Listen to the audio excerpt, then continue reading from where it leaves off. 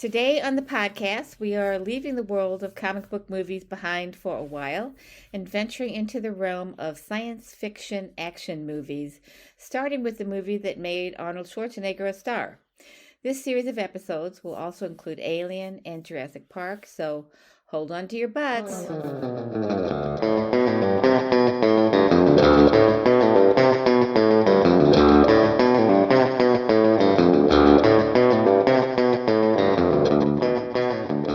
Hello and welcome to Woman Inherits the Earth, a mother-daughter podcast about the representation of women in movies and television. I am Tess Adair, a writer and the author of the paranormal mystery series The Karanzan Chronicles and Beth's daughter. And I am Beth Von Barron, Tess's mother and also a writer. In this podcast, we discuss women in film and how men have dominated the film industry since its beginnings and whether or not that is changing. Today we are discussing Terminator. We're actually going to talk about both of the first two Terminator movies today, although they are 7 years apart, 1984 and 1991. There are 6 Terminator films in the franchise. Schwarzenegger appears in 5 of them.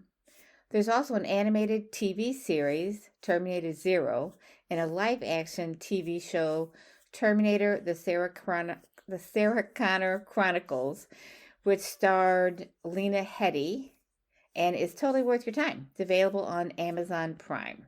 So I'll give a quick summary and then we'll get into our discussion. In the first movie, The Terminator, as Sarah Connors narrates in a low-key, depressed, monotone voice over the opening scenes, the film opens in the middle of a war scene with bombs and explosions going off, giant machine-like robots destroying what appears to be all that's left of civilization. The year is 2029. The music, if you can call it that, is basically a loud machine pounding sound like you might hear in a factory, and it reappears throughout the film. Most of the storyline takes place in the current day, which is 1984. A cyborg assassin, the Terminator, has been sent back in time to kill Sarah Connor before she can give birth to John Connor, who in the future is the driving force behind humanity winning the war with the cyborgs. In that future, John Connor also sends back in time a human, Kyle Reese, to help Sarah understand what is happening and to ensure she survives. The whole film is basically a chase scene with major sections devoted to shooting, explosions, running, car chases, and destruction of cars and buildings and roadways. When we first meet her, Sarah is adrift in her life. She's a waitress, but she's not very good at it. Her somewhat boring existence is terminated as she begins a life on the run from the Terminator, played by Arnold Schwarzenegger. He'd had a few movie roles before that, but this was basically his first big major role. Sarah and Kyle Reese fight the Terminator successfully, and in their last night together in the film, they have sex, which is when John Connor is conceived, and that's kind of a reveal, although you kind of suspect it's coming. They successfully overpower the Terminator.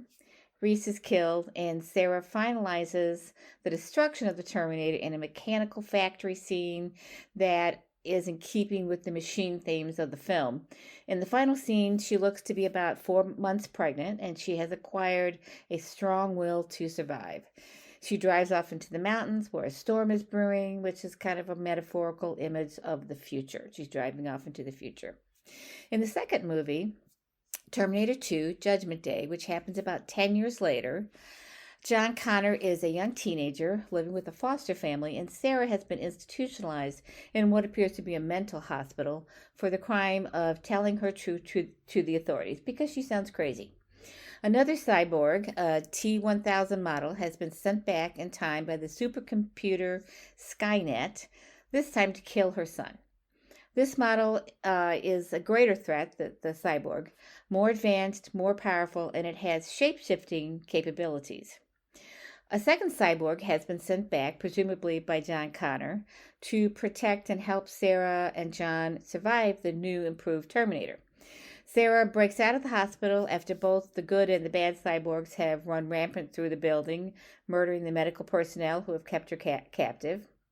At about the 28-minute mark, the big reveal happens. Arnold Schwarzenegger, this time around, is the good guy. Together, Arnold and Sarah find John and begin their escape, starting with a stop at a Native American encampment where she has left an enormous stash of weapons. The bad cyborg, played by Robert Patrick, chases both Connors throughout the film. That's the basic summary of it. Yeah, I think this was actually the same year that Conan the Destroyer came out. It might be called Conan the Destroyer, I don't know, which was another one of Schwarzenegger's big roles. You mean the first movie? The first movie? Yeah, I meant the Wikipedia page that I found said that he had made I think 2 Conan movies. Yeah, I think there's 2.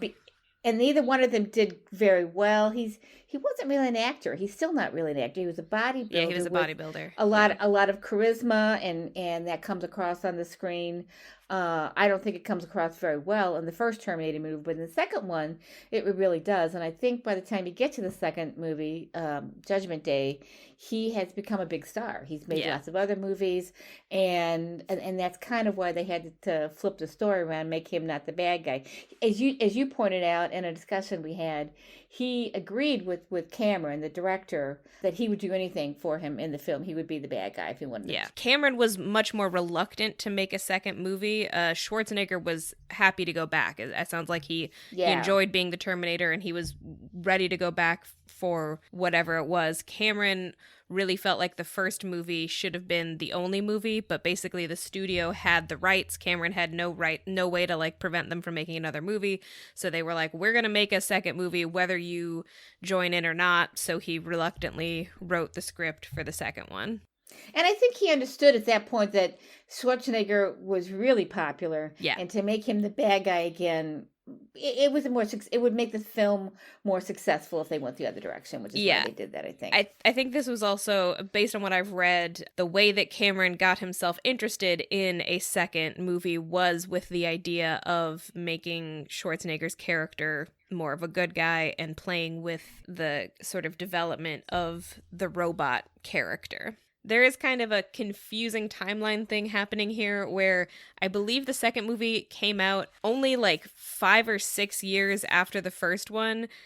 And it seems to state that it's like 10 years later, but John Connor as a character appears to be like 13-ish, 12, 13. What I read in the Wikipedia page was the films were 7 years apart, but the second one is actually set a little bit in the future in 1995, even though it came out in 91, which is the only way you can justify this kid 10 years allegedly in the film. He looks like he's 13 or 14, and he acts like he has a maturity of a 13 or 14-year-old. So that's what they were doing with that. Well, okay, so maybe let's talk about the first one a little bit first. I mean, my main impression when I saw the first one, I didn't think it was terrible, but it was one of those movies. I've had this experience twice in the last few years, when I watched this one and when I watched the first Fast and the Furious movie, where I got to the end of it and I was just like, I'm kind of shocked that this movie launched a whole franchise, because it's a lot more boring than I expected it to be. I kind of expected the first one to be, I don't know, more interesting. I want to say that I think I expected the first one to be bigger and a bit more bombastic than it was, because I didn't necessarily expect the first Terminator movie to be like super complicated, but I was just surprised that so much of it feels like empty space. Like, it just feels like so much of it, there's very little dialogue, there's very little happening. I was just surprised at how boring it was. And I think it's a great point. The film quality overall is really poor. I mean, that motion animation is terrible in the opening scenes. The thing is, it is Stan Winston, and I understand he has an animation studio. Well, first of all, the special effects by 1984, stop motion animation was not really being used very much. In fact, it was only used in a couple films after that, even though Winston went on to do the Jurassic Park movies and Aliens and the Predator movies. So he has done some great work. Yeah, he has, but it was more digital. I think that the stop motion stuff was really bad. He's no Harryhausen. He's no Harryhausen, absolutely. And the music just, The first thing that I noticed was the bad stop motion animation. Second thing I noticed was how bad the music was, because it was basically just the repetitive machine. Like, I don't know, I visualize, Pistons. pistons. That is exactly what I was looking for. I couldn't think of the word. I just visualize pistons throughout every time they do this music, and it is so bad. Yeah. I didn't and remember the music at all. Because it's not really music, it's sound effects. Yeah. And there isn't a lot of music in this film, but there is this horrible sound throughout the film. Whenever they're trying to fill either, I don't know, it's not in the action scenes. You don't hear it in the chase scenes or the fighting scenes, but any other time, or anytime they show the future, which, by the way, is set in 2029. Whenever you see that, hear this music, and it's just really awful. And backing up just a little bit, it does star Arnold Schwarzenegger. He has top billing. Mm-hmm. Michael Biehn, who plays Reese, has second billing. Linda Hamilton, who by anybody's definition is the star of this film, has third billing. And she's listed with several other people in like small type. Yeah, that sounds like just straight up sexism. She was an unknown at that time, I guess is how they justified it. Paul Winfield is in this, and Bill Paxton is in it in one of his first roles. And they have a quote at the beginning of the movie during the credits. It says, quote, "Acknowledgement to the works of Harlan Ellison," which is so nebulous and poorly worded that I'm not sure what it means. One of the greatest science fiction writers of all time? I don't know. Well, was he the one who wrote City on the Edge of Forever? Could be. City on the Edge of Forever is an episode of Star Trek, because of course I cannot get through a single episode without referencing Star Trek. Okay, Harlan Ellison wrote City on the Edge of Forever. Okay, that's why then. So City on the Edge of Forever is this famous original series Star Trek episode where our main three, Kirk, Spock, and McCoy, all get sent back in time. I think it's McCoy who goes through first. Yeah. And he goes crazy and changes the timeline. And so Spock and Kirk go in after him. There's like a literal arch that they walk through to be sent back in time. So they go in after him to prevent him from changing the timeline. And spoilers, Kirk falls in love with a woman who he then has to allow to die in order for the timeline to remain preserved, because she's such a good, wonderful woman that she would have prevented the Nazis from happening, and that somehow would have ruined time forever and prevented the beautiful future. So there's a lot of like weird politics going on here, but that it is kind of a similar concept, right? It's this kind of like going back in time and having a doomed love affair. So that does kind of make sense why they would reference Harlan Ellison. He wrote a much better version of this story. But getting back to the poor quality of filmmaking here, James Cameron is all about spectacle, and his greatest effort, I guess, was Titanic. That was one huge spectacle, and he didn't really have the gravitas at this point in his career to be able to do that kind of a film. Probably had a very low budget. Well, and now he does the Avatar films, which are like mainly a feat of CGI. Like they've advanced the field of CGI and used computer animation in an unprecedented way, and ripped off their story from an old animated movie. So the opening is pretty awful. It opens in 2029 in Los Angeles with that stop motion action machine creatures. Then they cut to the opening credits. Then we're back in 1984 Los Angeles with more machinery. The first scene in Los Angeles has more machinery. But seriously, a better jump cut would have moved the credits elsewhere. Because you if you want to make that jump from 2021 to 1984, why would you put the credits right in the middle of it? It's just, he's not a very good filmmaker at this point. Of course, I don't believe he has ever been a good filmmaker. But this was particularly bad filmmaking. But there's some good things to it. So Los Angeles. I actually do think that Arnold Schwarzenegger is one of the good things about the first movie. I think you're right that it doesn't really give him as much room to shine as the second one does. But to me, the standout scene in that movie is his scene. It's the scene where he's chasing Sarah Connor, because the whole frickin' movie is just him chasing Sarah Connor. And he goes to a police station where I think she's in the back, and he walks in and he looks around and like he's seizing everything up. And at this point, we've seen him like tear people to shreds and like use machine guns and like use all of this excessive violence. And so when he comes into this police station, you think he's gonna start like killing people one by one. But instead, he like scans everything and then just calmly walks out and then crashes through the front of it with a car. And it did honestly make me laugh in like a good way. I was like, this is the best moment of the movie because we've set it up really well. And it's like, because I think I made a joke as he was looking around. I was like, honestly, I believe I turned to my partner and I was like, honestly, he'd have a better time just ramming through there with a truck. And then he did it. I was like, okay, that's actually pretty funny. Yeah, it is funny because there's too much work involved. He had to walk through every room in the building and all these dozens and dozens of people. And it kind of reminds me of that scene in Indiana Jones when the one guy pulls out the gun. Yeah, the guy's gonna try to fight him with a sword, and he's like, no, and just shoots him. It's a very just like shoots him. You're expecting all of this elaborate violence, and instead we cut for efficiency. And I do think they couldn't put a lot of humor into this film with Arnold. The second movie, The Judgment Day, is more humorous. And Schwarzenegger is really good at that kind of role where he's basically this cardboard, non-expressive cyborg in the second movie, or whatever character he's playing, and then he'll say something funny and he'll look at you and wink or smile. And so he's a very subtle actor, and which is amazing really when you think that he was basically a bodybuilder and that's all he was. And there's kind of an interesting, because he is a subtle actor, but he also has a very strong Austrian accent, and I think to the English ear the Austrian accent sounds kind of robotic, which kind of lends to his performance a little bit. And maybe that's why they didn't give him a lot of lines in this movie, because at 1984, he was still kind of an immigrant, and maybe the accent was even worse then, and it would have been hard for people to understand it. So that may be why they did it. But there's a lot of good stuff. So they cut to Los Angeles. It's dirty. It's full of trash and derelicts in the early scenes. There's only one scene in Los Angeles that looks light and sunny. It's pretty depressing. There's so much machinery. There's building, there's moving, there's crushing, there's drilling. They're drilling literally this point into us. Even the answering machine. Hi there, you're talking to a machine, but that's okay. Machines need love too.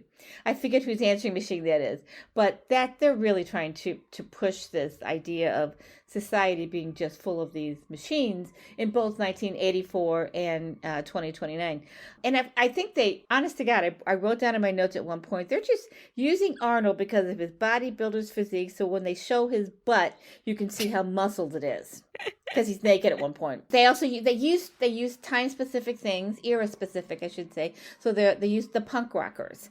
That's where Bill Paxton is, and you can just hear it's the end of the world as we know it. I wrote that down. I'm not sure if it's in the movie or not, but that's what I wrote in my notes. It's the end, and it is the end of the world as they know it, because if they're not successful in overcoming the cyborg, everything changes, and we need to talk about the time travel stuff later on. But the final scene in the movie where she's driving off into the mountains, that terrible matte painting backdrop. I mean, honest to God, your dad and I used to make fun of movies where they had these terrible matte painting backdrops in because they didn't have the budget to even do basic shooting of mountains. Yeah. Just go to the desert and shoot some video or shoot some film of the mountains. Why are you using a matte painting? So they had no budget for this film, is what I'm saying.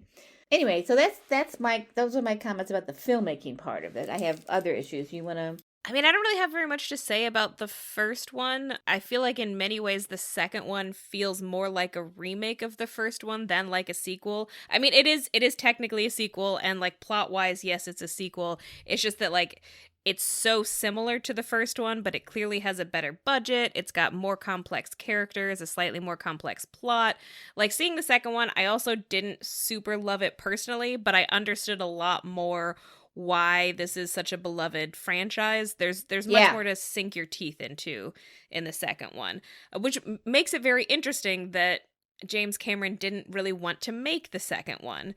Although I do kind of understand that too, because the first one in isolation, in terms of the time travel, makes a lot more sense. The first one is basically just like a closed time loop, and like everything makes sense. You know, that Skynet sends back I wanted to say a robot to change the timeline, but then John Connor sends back a guy who turns out to be his own dad to preserve the timeline, and the timeline at the end is preserved.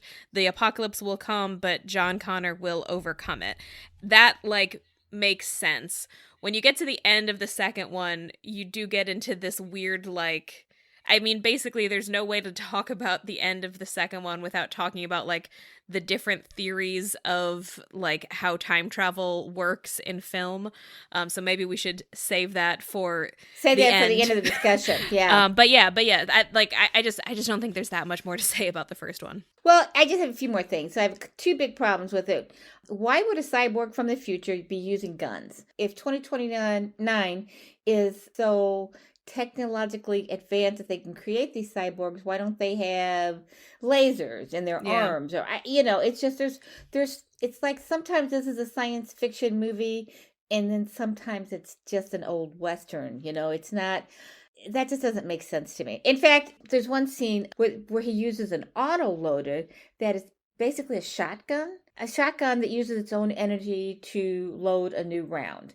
But it's a round of shot. Yeah. And if you don't understand that, just think about when Vice President Cheney shot somebody with a shotgun and it basically exploded shot all over his face, but it didn't really kill him. That's what hunters use. And, when it's primitive. And the other problem that I have with it is the distant future in this film, is 2029, which is 5 years from today. I will be 71. I was 26 in 1984. I remember clocking into time clocks the way Sarah does in one scene. So I'm not sure this is a realistic time span for the development of time travel. Yeah. And this is a problem I have with a lot of science fiction movies from the late 70s and early 80s. We've talked about this before, is that, I'm sorry, Star Trek got it right, Star Wars got it right, but all these other films don't get the basic concepts of science fiction right. They don't see a better or more humane future. All they see is the technology and destruction. And in this instance, they're not really getting the time frame right. I mean, did you talk to anybody with a science background about how long it would take us, if it's even possible, to develop time travel? How long that would take? Yeah. These are simple questions. I think the conceit of the film, and I do think there are issues with it, but the conceit of the film is essentially that the invention of Skynet skyrocketed technology in a crazy way. Now, my number one problem with that is by the time we get to the end of the second film, the implication is that Skynet is created because Skynet is created. Because when we finally talk to the guy who is in the process of, in the early stages of developing Skynet, it turns out that his work has been influenced by finding Arnold Schwarzenegger's old arm. So finding the old Terminator arm, aka finding Skynet's technology, is what is causing the creation of Skynet. This is also the issue with John Connor himself. John Connor sent his own father into the past to create him, which I think works. Who he knew was his father. Who he must have known, And how did he know? It just... I know. The whole thing... Those are the big questions at the end that we need to get to, that I don't think that there is any way that they work. There's just no way that scenario works. Yeah, but finish saying what you're going to say about the first one. Yeah, those are my problems with the filmmaking of it. I also, once again, all the women get killed except Sarah. Yeah. She does seem to have a drive for survival, and I like that. I like it in Alien as well. Yeah, she's not a great character in the first one, though. She spends most of it. She does have an instinct for survival, and she gets like her scene at the end, like because because Kyle Reese gets killed, and so she has to save herself at the very end. But for most of the movie, she's basically a passive agent while these two men are like duking it out over her fate. She does gradually, you can see her growth in the film. She doesn't go along blindly, and she believes Reese when the police won't. She kind of senses in him that he's telling the truth. And this happens again in the second movie when her son, who has been told that she's crazy and she's in an insane asylum, also believes her. Yeah. When he first meets Schwarzenegger in the second film, he says, "You're the Terminator, aren't you?" So he believes her all along. So there's a willingness to believe these fantastic stories that any normal person would not believe. But if they don't believe them, then you're going to spend half the movie convincing them you can't do that. So they have to believe. So I do think the best scene for me in this film is when she lures the Terminator, who is now just like a silver, the thing that's under the skin and everything, the silver robot part of him. She lures him into the crusher and smashes him, and he, at the very end, before he's completely smashed or dies, his hand comes out and is close to grasping her face, which reminds me of Alien. And of course, again, Mother is the savior of the world in this scene, and there's so many mother themes in this film and an Alien. And I love that she has this badass Jeep at the end that's actually even called, it's a Renegade, it's a Jeep Renegade, and it's on the sign of it. And she has evolved by the end of the film. She's a much stronger character. She's resolved and determined. So and she knows something bad is coming. So I have hot takes, but we can save them to the end of the second movie. So you want to get into Judgment Day? Yeah, so the second movie, so we've already gone over the plot a little bit. So, it's 10 years later when the movie begins, we actually kind of redo what they did in the first one, where we show some of the future for some reason. Exactly. And I watched this with my partner, and he was like, "Why are we doing this? This has nothing to do with the rest of the movie." And there's this voiceover that tells us a bunch of stuff that we don't need to be told, because then we just cut to like the near future. I guess it's not technically the present day, then like very near future of 1995. And John Connor is just a normal teenager, a normal kind of shitty teenager. And his mother, our previous main character, has been institutionalized.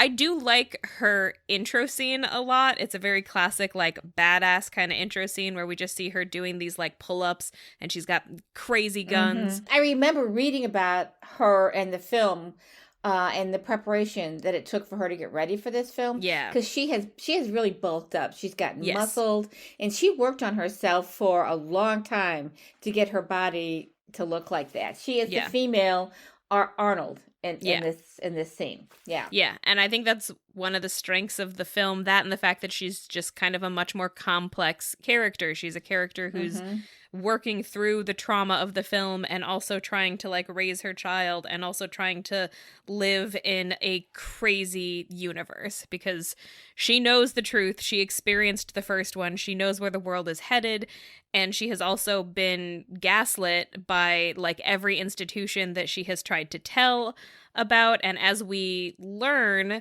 eventually, so she's been institutionalized, and there's this man, this doctor who works there, who is very controlling of her behavior, and has been, like, dangling the promise of letting her see her son in front of her, only to then, of course, take it away as soon as she has done what he wants. And we eventually learn that at least some of these people are aware that they are lying to her and gaslighting her, because the company is in some way, the company that is creating Skynet, Cyberdyne, has some sort of connection to the mental institute that's holding her, and is, like, making them continue to hold her, while at the same time using the technology that the dead Terminator left behind to create what will eventually be Skynet. Now, obviously, they don't actually necessarily know that they're creating a machine that will kill them all, but they do know that they are using technology that must be from the future, and that she's telling the truth. They know that she must be telling the truth. I never got the impression that the psychiatrist who was treating her and the staff thought she was telling the truth. That I thought it was more of... I don't know if he does. It's pretty vague, but we do know at some point that someone has engineered this so that, because they had to get the Terminator arm from somewhere, right? Well, She must have. She was talking about it. I don't know if she went. It's never really described in detail But what she she didn't did. go to Cyberdyne, right? She went to the cops. Mm-mm. So Cyberdyne had to have gotten the arm from the cops in some way. So that it's never clear exactly what the collusion is, but there must be some kind of collusion going on, or else how did they get the arm? This is a problem with the film. They're not really telling us how she was how they could justify Yeah. institutionalizing her. And then later on when she goes to her friends, the Native American, or is it just They speak Spanish. they speak Spanish. It's a Mexican encampment where she had stashed all of her weapons. So maybe she was, she spent those years accumulating weapons. Maybe she was involved in crime somehow to get the money to get those weapons. I don't know. Yeah, John basically says that she spent a couple of years hanging out with like arms dealers in South America. That's it. Is how he puts it. Yeah, so it could be that she was on their radar, the cops' radar for a while, or the FBI's radar or something. And I thought, well, did she go? One of my questions was, did she go to the press? But did she seem crazy? How could you justify institutionalizing somebody unless there has to be a legal reason? What did she do? Did she break the law? Was she about to hurt? Did you be fearful that she was going to hurt herself? And even those kinds of things, you can't institutionalize people for extended periods of time. It's usually short They do stays. say that she did something that got her incarcerated, but it's kind of unclear what and why then. Because, everything that we learn from John and from her, it sounds like she has done everything to try to prepare John for his future role as the leader of the resistance and also to keep him safe.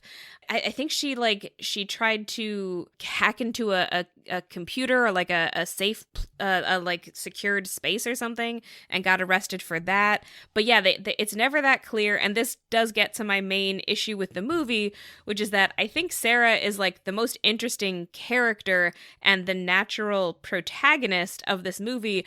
But the movie keeps refusing to really be about her. Like most of it is from John Connor's perspective. And each time Sarah does something that's like really dramatic or important to the plot, for some reason we cut away from her perspective and go back to John's perspective. So I feel like we don't really know why she did what she did to get herself incarcerated. And then later on, when she goes after Dyson, we don't really know why she chooses to do that specifically. Again, from what I read, it sounds like James Cameron was interested in this story of like a boy and his robot and the robot learning to be human. And I think that's kind of a mistake for the plot as it is written. I think Sarah should be the focus and she should be the point of view character in way more scenes than she is. And I know a lot of people see her as the protagonist of the movie, but I don't think the movie sees her as the protagonist of the movie. Yeah, there's a lot missing in her character, and yet she has changed so much since the first movie. And there are two things here. When there's one scene where they are evaluating her with the prospect of her being released from the mental hospital, and she's very calm, and she tells them she makes all the right statements, and they don't believe her. And I put in my notes that it's kind of a catch-22, but it's also representative of what actually happens in society, where most of us put on a face and don't always tell the truth because we don't want to be judged or deemed crazy.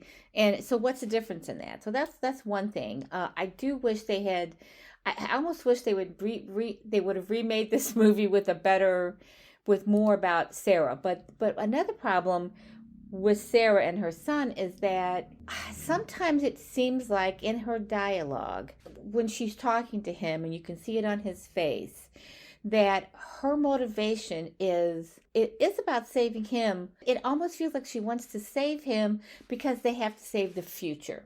They have to save humanity. It's not so much about saving her son. And that could be because she's been institutionalized so long that she hasn't had the chance to really build a relationship with him. And then at some point she realizes it. It's a very brief moment, and I can't remember when it happens, but it happens right after when she tries to kill Dyson. Yeah, and she hugs her son, and she realizes what it would do to her if her son died. It's not just about the future.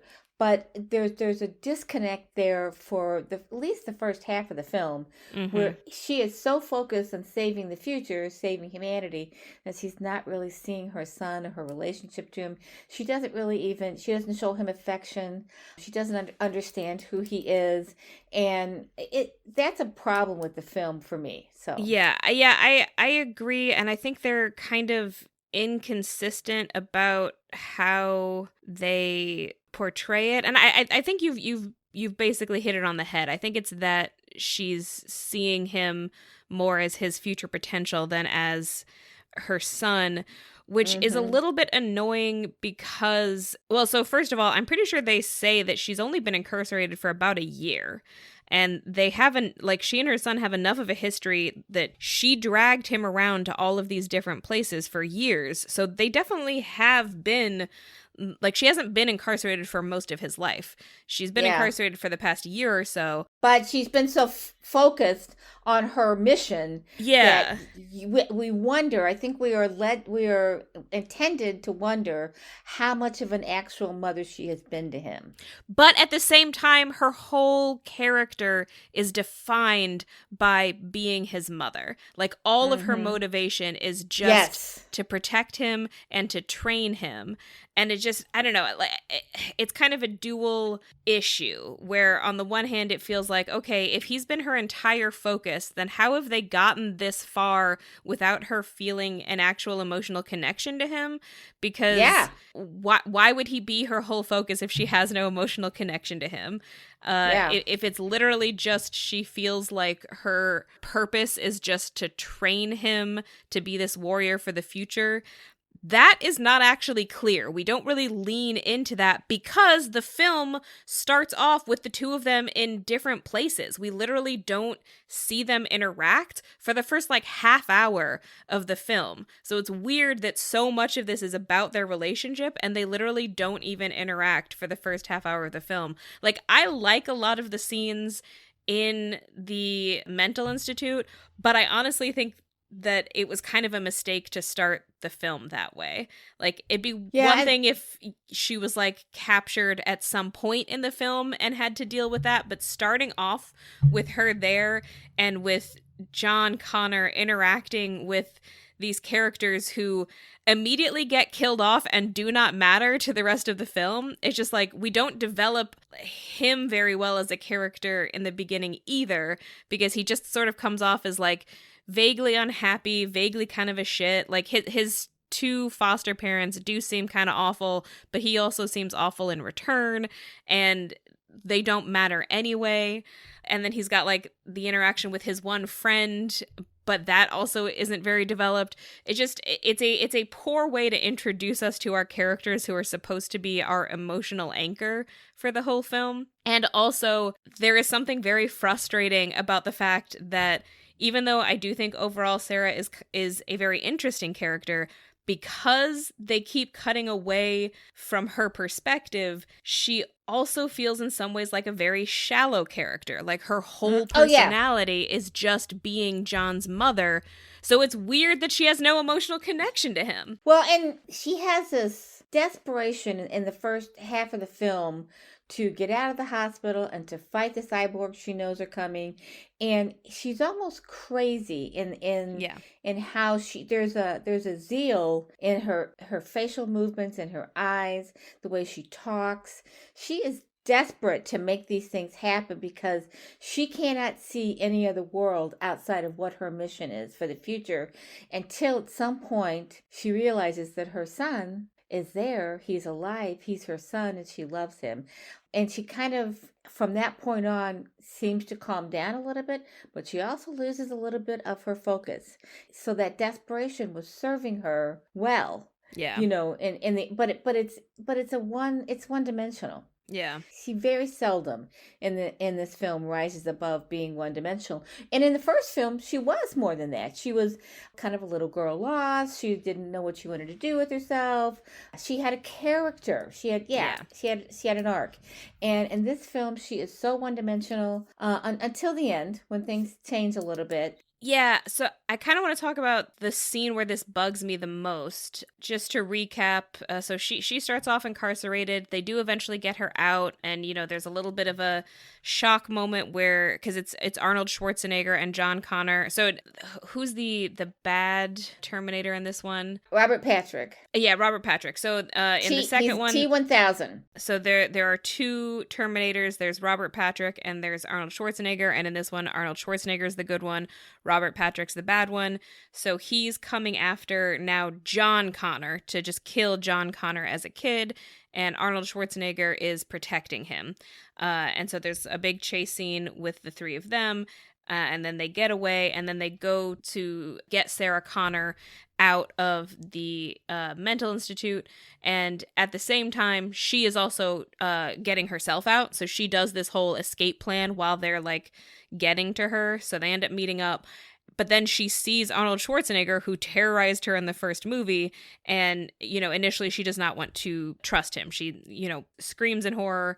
But her son, like, begs her to trust him. And so she does trust her son enough to go along with that. And then once they are away, once they are out of the mental institute, and I believe it's once they're with the people that she knows in Mexico. I think it's while they're it's like a compound in the middle of the desert, basically, where she has stashed all these weapons. And they do seem to be arms dealers. Yeah. She sits down with the Arnold Schwarzenegger Terminator and basically gets him to tell her everything that he can about the future and about how Skynet came to be, which is when she learns about Miles Dyson, played by Joe Morton, the scientist who created Skynet. And this is both when the movie gets really interesting and also, to me, the most frustrating, because we get this moment where she like has a dream about the future or about the sort of the end of the world. And this is a very famous, I'd actually seen this scene out of context before I ever saw the movie because it gets passed around on the internet. Mm-hmm.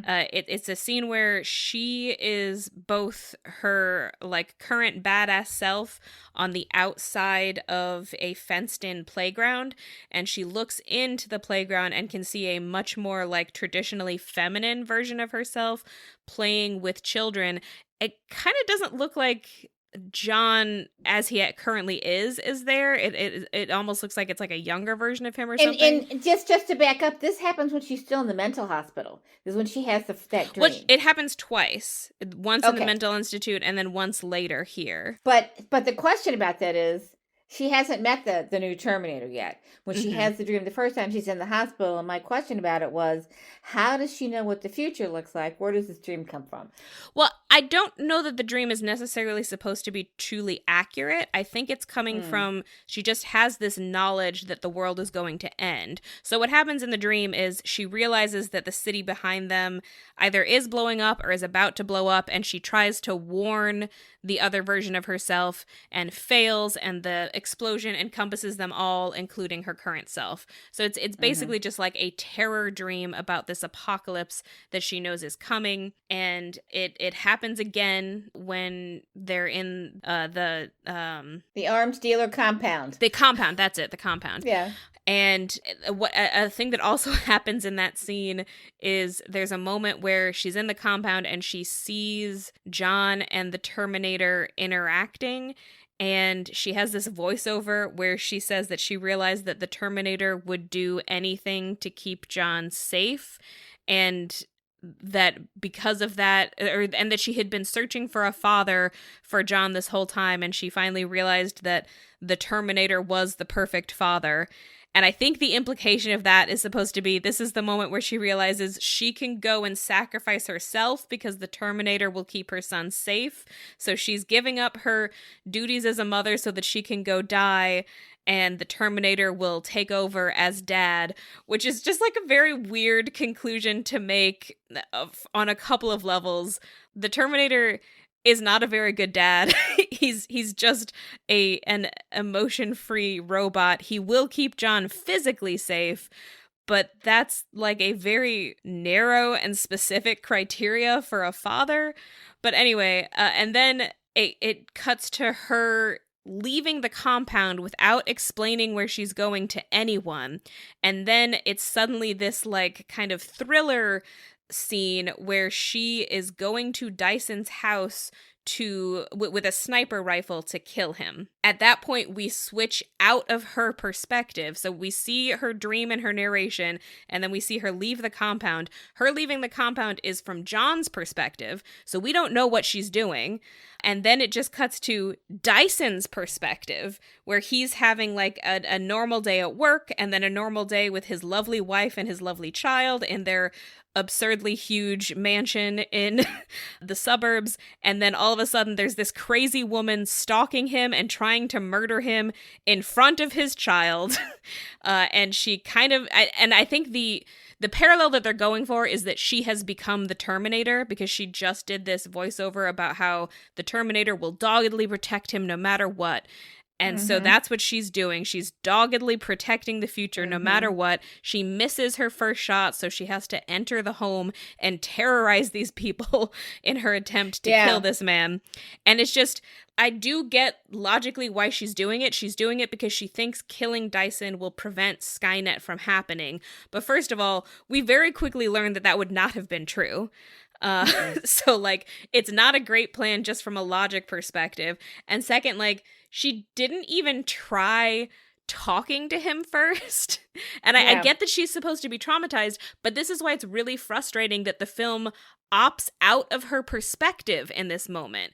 It's just like, suddenly she is this object. We don't know what's going on in her mind. So instead of this playing like this is a person with PTSD who's like reacting in a traumatized way, instead it's just like, it's like she stopped being a character and started being this plot force. It's just like a really frustrating way to do this, considering that this is kind of like her big emotional breakthrough. So she ends up not succeeding, and the Terminator and John come in and talk her down. Yeah. Well, and at the end of the first movie, she is happy. She's pregnant. She's about 4 or 5 months pregnant, it looks like. She seems to be happy, even though she has lived through this kind of traumatic experience. So how did she get from there to this Terminator determined to kill, and not just kill the man, she's going to have to kill his whole family, because, you know, she's going to have to get to him, she's going to have to kill the whole family. Or at the very least, murder their father in front of them. Yeah. Because they're there. And you're right that she has become the Terminator. And I think that she is the Terminator in both movies, because she does kill the Terminator in the first one. Yeah. And in this one, she becomes the Terminator until... But the other thing that once again happens in this film is that they are fighting Robert Patrick's new Terminator, the T-1000, is a much more advanced cyborg. And she barely killed the first Terminator in the first movie. How does she think that these same weapons that barely worked in the first one are going to kill this new Terminator, who, when you shoot him, he just regenerates? How do you destroy something like that? And yet, to her, the most important thing, and at the beginning of their, efforts, is to get to her compound and get her weapons. And maybe it's because there's a disconnect there that doesn't make any sense to me. And again, it's the whole science fiction thing that these 20th century weapons are basically gonna outgun this futuristic cyborg. I think it would make more sense if we had followed her along on this journey more, instead of focusing so much on John's perspective. If we had seen a little bit more of her raising John, of her making relationships with these guys, like if we had seen, her going to this guy to learn about weapons or whatever, and them bonding, and so we understood like she's going back to a safe place, she's going back to a person that she knows is safe, but we don't get that. And also, the guy at the compound is such a non-character. He's literally just in this one scene and then never shows up again. I'm not sure he ever speaks English, and they don't bother to subtitle the Spanish that they speak. So, like, he virtually has no lines. No one in the compound apart from him is a character at all. So it's like, it feels like it should feel like she's going back to this place that she knows is safe, and we haven't seen her development of her relationship with this guy, so we don't know why she would feel that he's safe as a character. It just doesn't really work on an emotional level, and instead we get all of this like time spent on John's perspective, and John's perspective is like pretty boring and shallow. Well, he's a teenager. He hasn't Exactly. really developed into an interesting adult. But he's the reason boys went to see the movie, because it was a teenage boy. But now Schwarzenegger's character, the I think he's a T-800 or something, I don't know, his cyborg has a very interesting evolution in the movie. And they're capitalizing on Schwarzenegger's charisma and his humorous delivery of his lines in other movies. He's always the strong guy, but he's a strong guy with a sense of humor.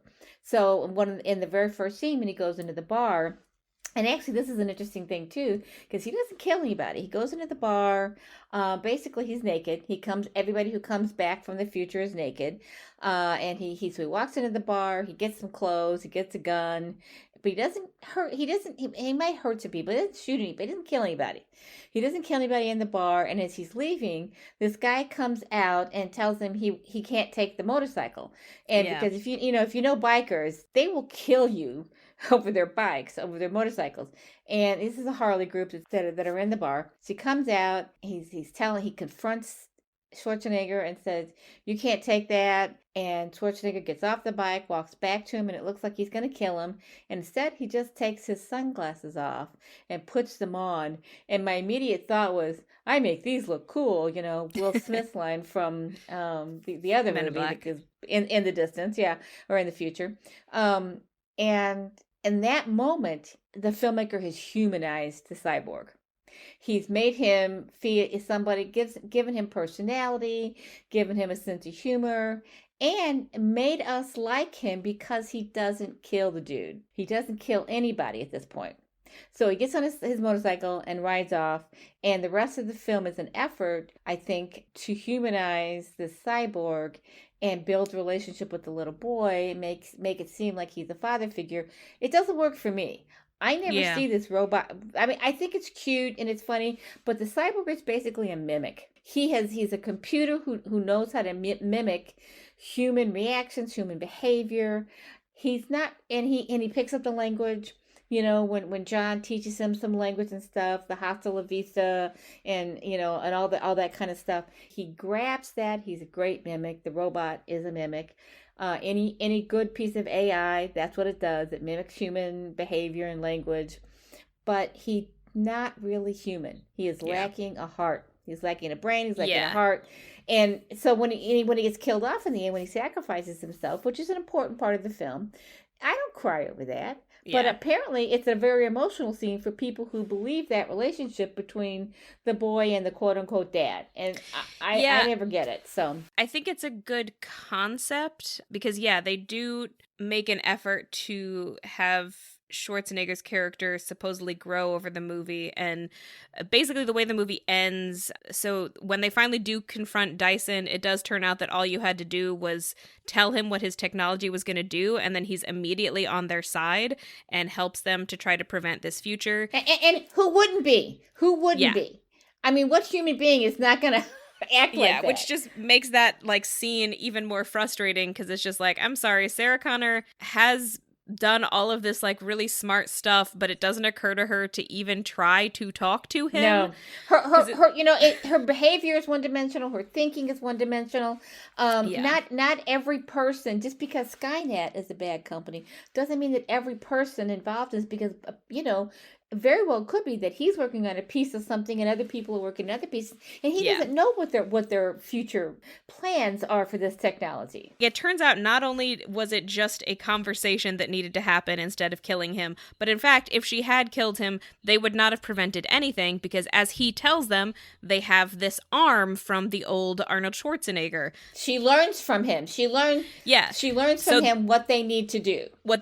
Which makes sense because he's actually on the inside. She has not not been able to get inside information from Cyberdyne this whole time, but as soon as she talks to him, because he's a good person, he is immediately on her side, and not only immediately on her side, but immediately willing to break into his own place of work and like ruin his life's work and his career in the process.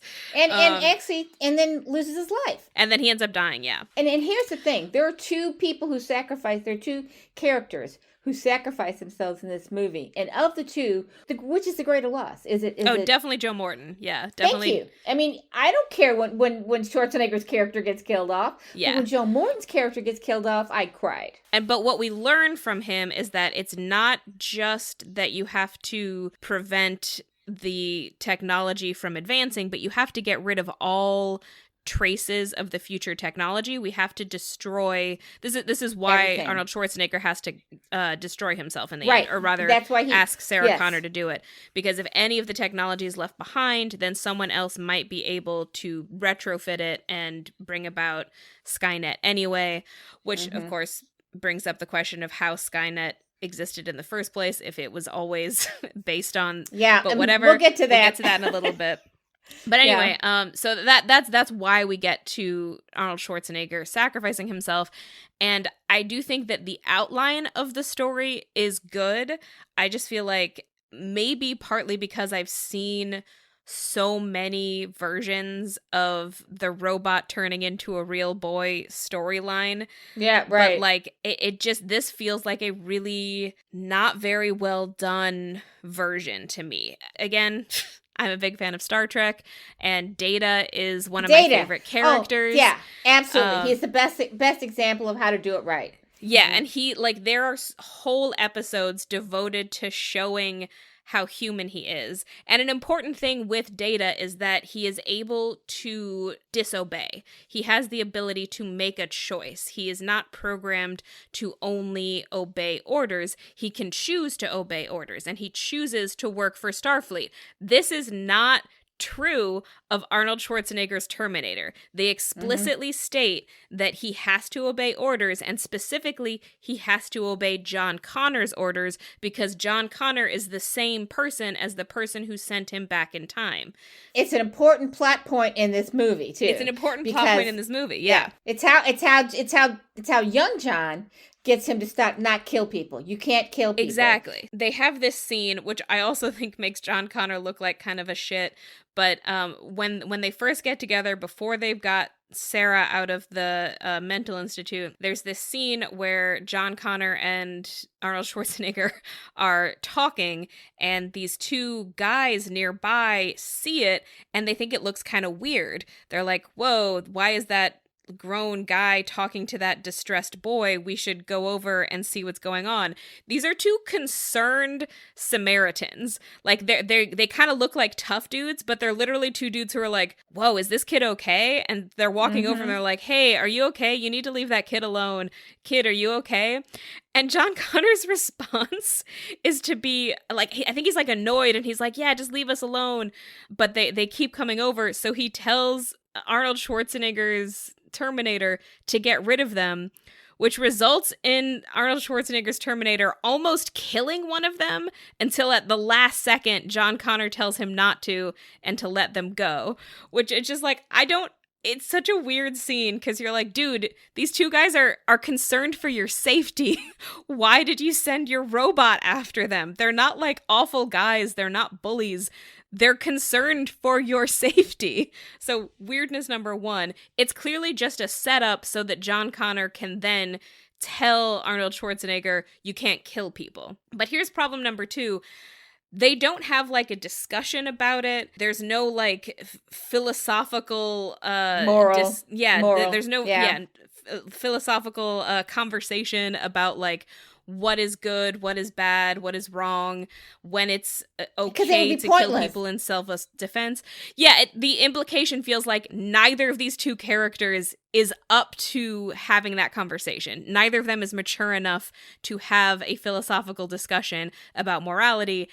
And in this scene, we learn that Arnold Schwarzenegger just has to do anything that John Connor tells him to do. So John Connor just tells him, you can't kill anyone no matter what. so he doesn't kill anyone for the rest of the movie, but that's not a choice that he's making. It's an order that he's following. It's expressly just a robot doing what a robot does, following orders. It's not growth for his character. So as soon as they had that conversation, I was like, okay, so we've kind of negated the possibility of the Terminator growing as a character, because he's just going to continue to not kill people because John Connor ordered him to. And on top of that, John Connor also orders him to start trying to act more human by saying stuff like "hasta la vista, baby."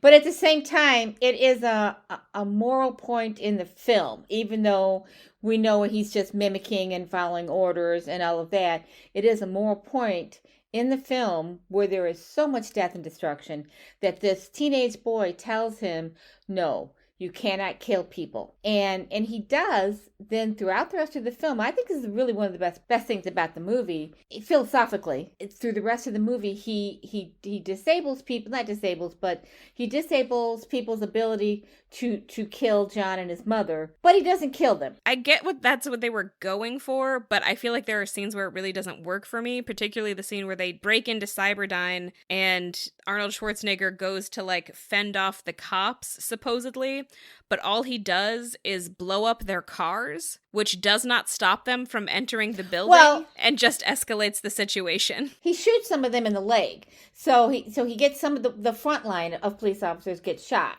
but not killed. Yeah, sure, but like most of that scene is dedicated to car explosions, which I think is so that they can show a bunch of car explosions. That's because it's intended for teenage boys. Yeah, I get that, but it's just like, but all you're doing in that situation is escalating the level of violence that the police are going to want to do. So that's true. I know. And you know, actually, there's about 30 minutes of this film they could have cut, and that's one of the scenes. It just goes on and on and on forever. And it's juxtaposed against Joe Morton, who has been mortally wounded and is sitting in the lab where all this material is, and he's got a bomb and he's got a dead man switch, which you don't realize at first, because you're sitting there watching. He's trying to keep his eyes open, trying to get as many of these. I don't even know why he's resisting blowing it up. Maybe it's everybody has to exit the building. I'm not sure if he's trying to give them time to get out. It's a little unclear. It's a little unclear, but he is doing something. He's trying his best to do something, get everybody out of the building or whatever. He just wants to destroy the lab and the computers and the material that's there. Yeah. And it's a dead man switch. As soon as he dies, the bomb goes off. And it's a devastating scene.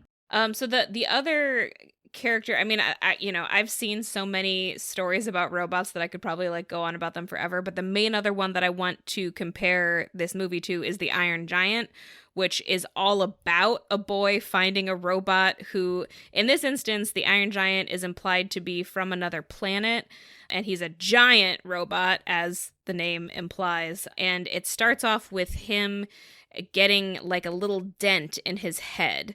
So the implication in the movie is that the Iron Giant was created by some kind of alien species as a weapon, but when it crashed to Earth, its programming kind of got a little bit messed up, and so it didn't immediately start destroying everything. It does eat any metal it comes across, because apparently it turns metal into fuel, but it very quickly befriends this little boy, and most of the movie is basically about their friendship and about how the Iron Giant learns to be more human through his relationship with this boy. And the key there is that the Iron Giant is functionally more like a child than anything else. It's like it doesn't really understand how things work, but it learns very quickly, very and easily. And it always wants to do what is good. It morally right. Yes. Yeah, and it clearly cares about the boy, and anytime it comes across any kind of living thing, once it sees that something is alive, it cares about it. There's a very important moment where it sees a deer for the first time, and both it and the boy are like kind of overwhelmed by the beauty of the deer, which is then killed by a hunter. And that might be the first moment that activates the Iron Giant's evil mode, which it then has to like turn off. Self-defense. I think it's a self-defense mechanism that gets turned on, and he doesn't understand, and that's how it gets activated. But yeah, I just like I feel like it's a very similar story where it's a young boy kind of teaching morality to a robot, but I just feel like the Iron Giant is done so much better.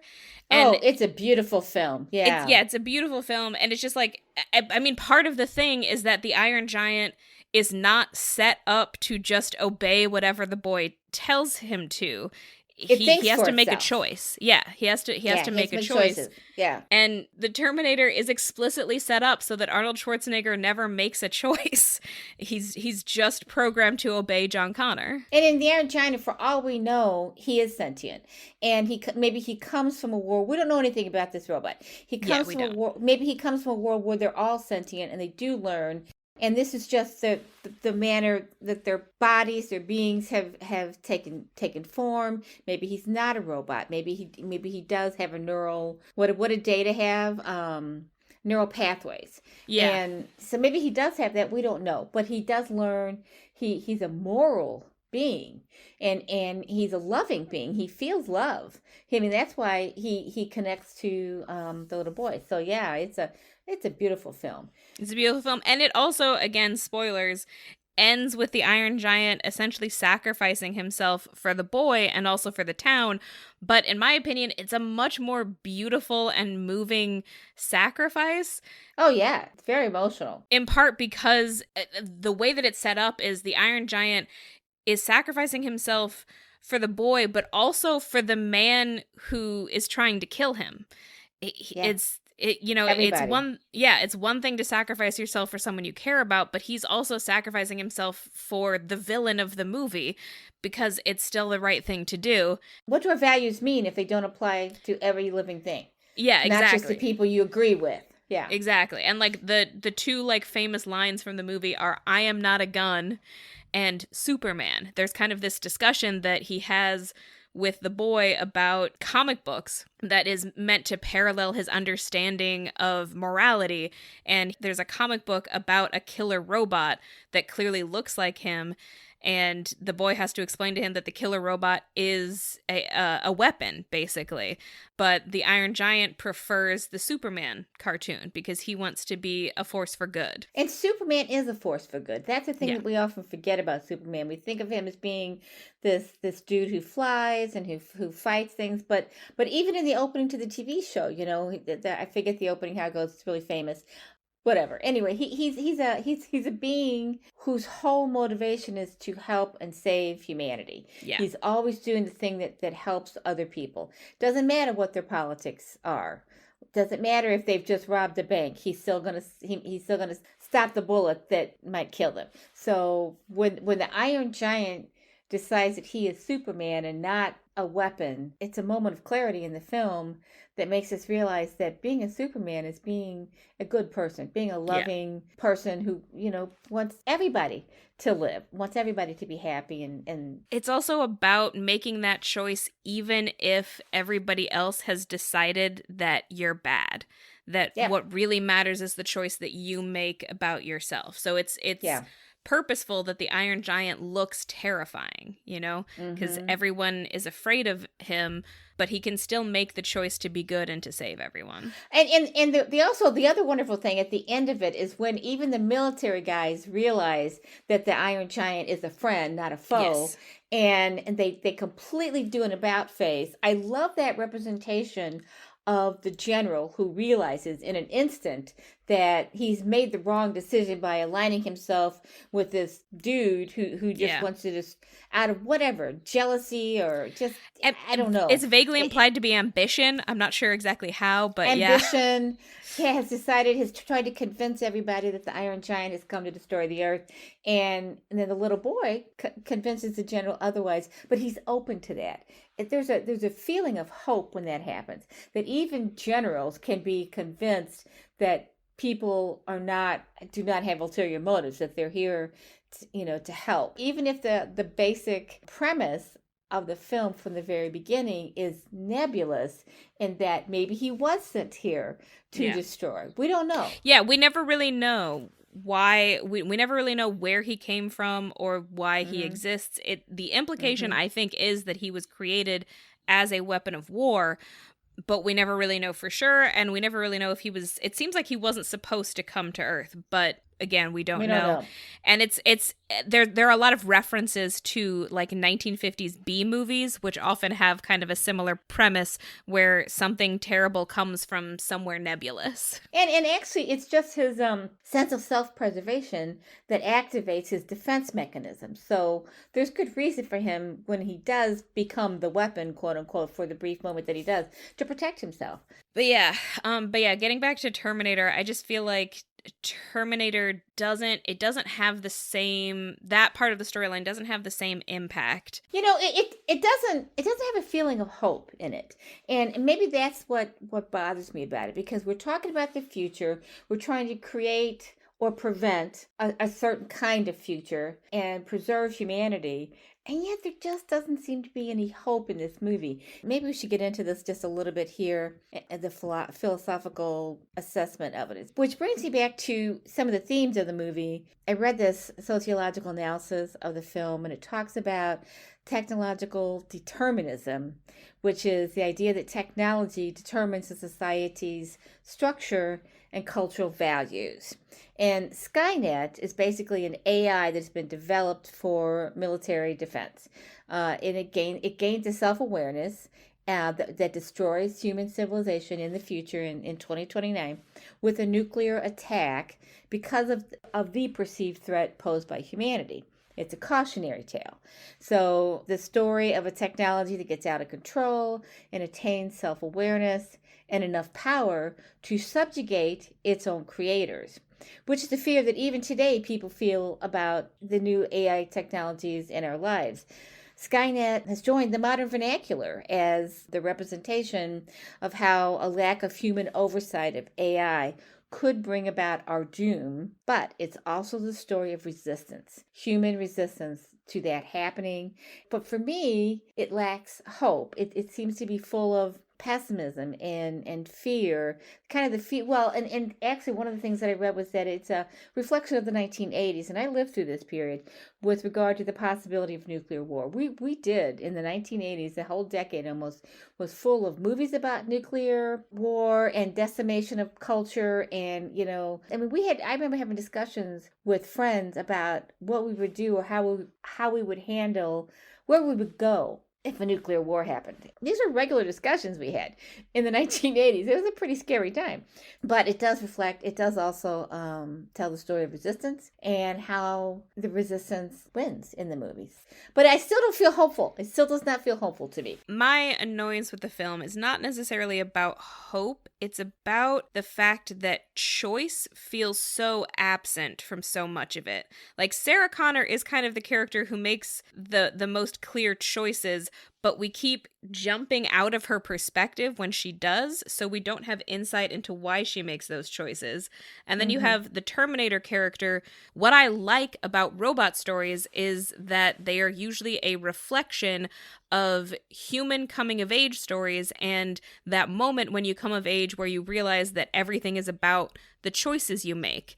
But his ability to make a choice has been stripped from him by the machinations of the very film. I did have a very interesting experience while I was watching the film, because there was this kind of dual thing happening where I was like, it's very fascinating to me that the Terminator character feels so empty. Like he feels like he has no character growth because of all of this. He doesn't exhibit any emotions. He doesn't really change throughout the film. He's the same character at the end as he is at the beginning. He's just, his programming has taken him in this particular way. But at the same time, I know, because of who Arnold Schwarzenegger is and how people talk about him, that he's the male power fantasy of the film. He's the big, strong character that men are supposed to aspire to. And I just had this thought of like, wow, it's really interesting that the character that you're supposed to aspire to has been intentionally written in this way as to be so empty and emotionally devoid. And then I read a little bit about what the writers intended, and I realized that everything that I was thinking was totally unintended. They did not mean to write him as this empty character. They felt like they were writing him an arc, and that they that he did become more human as the plot progressed, which they meant to signify with these little lines like "Hasta la vista, baby." That's meant to signify that he's like learning to be more human. It just completely didn't land for me because John Connor literally orders him to say stuff like that. So every time he does it, he's just following his orders. They thought that would be a cute plot point. That when he realizes, Yes. when young John realizes that he in the future has told him he has to follow his orders, that he would follow his orders, and that was cute. They weren't really thinking what it implied in the storyline. Well, I think they thought that it implied more than it did, or rather the opposite of what it did. Like, I think they thought that giving him those lines implied that he was learning to be more human, and to me, he's been ordered to do that. Yeah, so it doesn't make him more human. Particularly, I don't know, I was having this thought about like what this means for masculinity, because there's that bit where Sarah Connor like thinks that he can take over as John Connor's father, you know, her little voiceover bit. Right. And I was just like, okay, but he offers very little as a father figure. He has no emotions, so he can't really talk to you about emotions because he doesn't understand them. He can't teach you anything about being a person because he hasn't lived as a person. He's functionally a child himself, except he's very strong and unstoppable in a fight. And the main thing that he offers to John over and over again is the sacrifice of his own physical body, especially in the last scene. So much of that last fight in the factory is the Terminator getting hurt in order to save John and Sarah. And I do feel like that is a little bit of a commentary on some of our cultural values around masculinity. A lot of, especially conservative ideas about what makes a good man are about a man being physically strong. You know, like men who go to war, they are sacrificing their physical body to protect the people they love. And it almost feels like the Terminator is like an unintentional parody of that, because so much of that rhetoric also goes hand in hand with this idea that men shouldn't be emotional and that they should be as stoic as possible. Of course, most of these men don't understand that anger is an emotion. So if you're angry, you are being emotional. But like I said, it almost felt like an unintentional parody of that, where the Terminator is literally incapable of emotion, but this at one point Sarah thinks that he's the perfect father for John entirely because he can physically sacrifice his own body for his safety. That's a terrible father in most instances. Like that's not what modern fatherhood should be about at all. Like if you're physically sacrificing your body for your child, like if that includes dying, that means that child no longer has a father. That's the most literal absentee parenting that I can think of. Well, first of all, it's kind of a point of pride with us that we kind of try to, well, we don't try, but we bring up Star Trek in almost every episode. There was a series of promos out there, interviews with the actors from Next Generation. And the actor Brent Spiner, who plays Data, says what has, I think I've seen over and over again on Instagram, and I think it's become pretty popular, is he says, Star Trek doesn't just tell us about the future, it tells us that there will be a future. And to me, that's a hopeful tone that is lacking in this film. We don't know that there's going to be a future. We're not, after all this that has happened, that has occurred, there is absolutely no reassurance at the end of the film that they've actually prevented this future travesty from happening. I have no faith in that at all. And for me, there are probably a lot of reasons that point to that, and we can talk about the whole the time travel stuff, problems with the time travel stuff. Yeah. But it's also like you said, it's the characters being devoid of humanity in a lot of ways. It's not just Arnold. It's not just this Terminator. Actually, the John Connor, the teenager, is probably the most passionate and realistic figure in the film.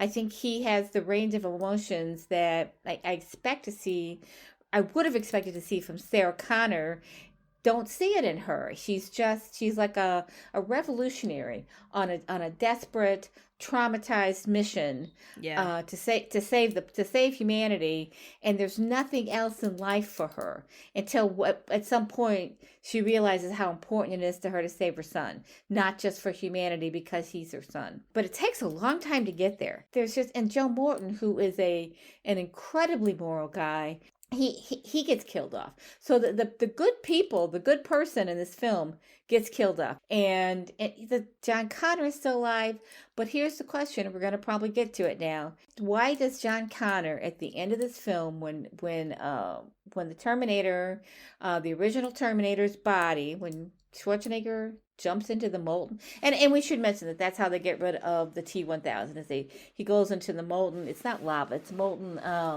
it's like molten ore, I guess. yeah, something like that. It's extremely hot, and Yeah. that's the only way they can kill him off, by actually just disintegrating, Yeah, melting him down, yeah. melting him down. And then the Schwarzenegger character, his Terminator character, also jumps in because they all realize that if he's still there, at some point they could, like you said earlier, they could take his pieces and still make a Skynet robot in the future. So he has to sacrifice himself.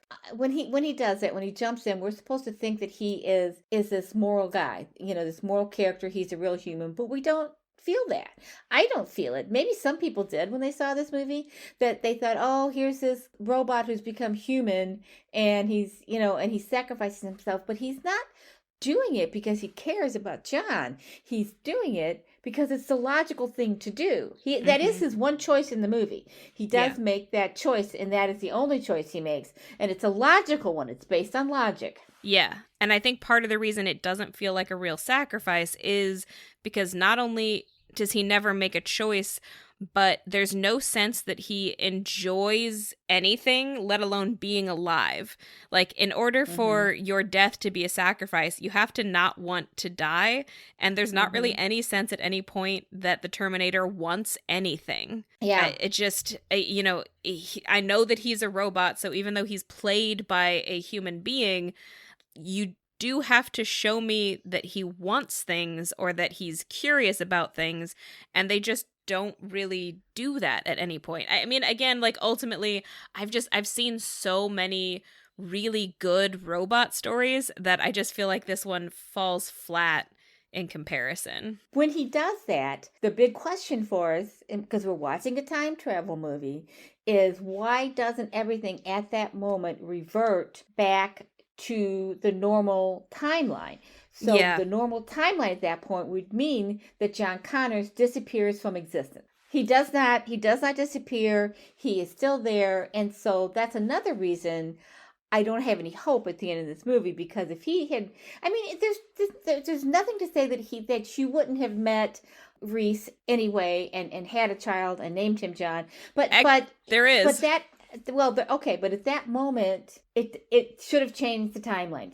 Everything should have gone back to normal, and it doesn't. Reese is from the future. Okay, so this brings us to the theories of time travel. Take it away, Tess. We have to talk about the time travel in this movie, and I guess we sort of have to talk about time travel in general, and by that I don't mean the scientific, actual, real-world possibility of time travel. I mean time travel in literature, in art, in film. So kind of the cleanest version of time travel is something that I usually call closed loop time travel, where this is, to me, most clearly represented by 12 Monkeys and Harry Potter and the Prisoner of Azkaban. I guess we're going to have to put in the notes that we're spoiling like 6 different movies. Right. But 12 Monkeys, I won't talk about most of the plot, but we learn throughout the film that the main character watched somebody die when he was a kid, and then the movie ends with the realization that he was seeing himself die. So it's the main character, Bruce Willis, gets sent back in time to try to prevent the apocalypse. He ultimately, it is implied, fails, but it's also implied that he has unintentionally locked himself in a permanent time loop, because every time he dies, he is also alive as the child, seeing himself be killed. So there's a lot of time travel in the movie, but it never changes anything about the future.